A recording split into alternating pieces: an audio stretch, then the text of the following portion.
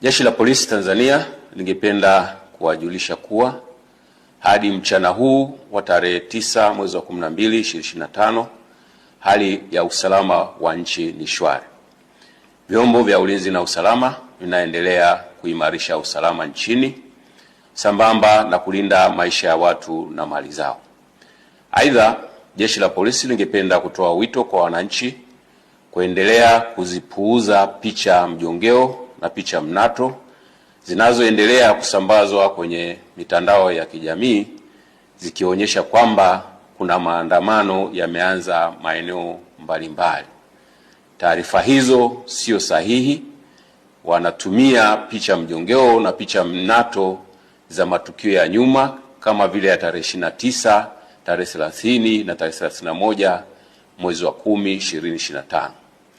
Sambamba na hilo, wenye nia ovu wanaendelea kutumia picha mjongeo za matukio ya nyuma. Kwa mfano, kuna tukio la Juni 2025 ambalo kabila la Wamasai walikuwa wanafanya sherehe zao za jando katika msitu wa Tanapa, lakini imesambazwa kwenye mitandao ya kijamii ikionyesha kwamba Wamasai wameanza kudai haki zao huko jijini Arusha.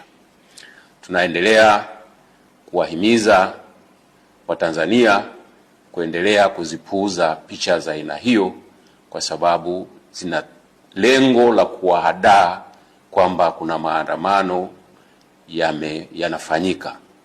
Ikumbukwe kwamba maandamano hayo ambayo yalikuwa yanapewa jina la maandamano ya amani yasiyo na kikomo yalipigwa marufuku toka tarehe 5 mwezi wa 12 2025 kwa sababu hayajakidhi matakwa ya kisheria ikiwepo sheria mama, yani Katiba ya Jamhuri ya Muungano wa Tanzania ya mwaka 1977 na sheria ya polisi na polisi wasaidizi sura 322.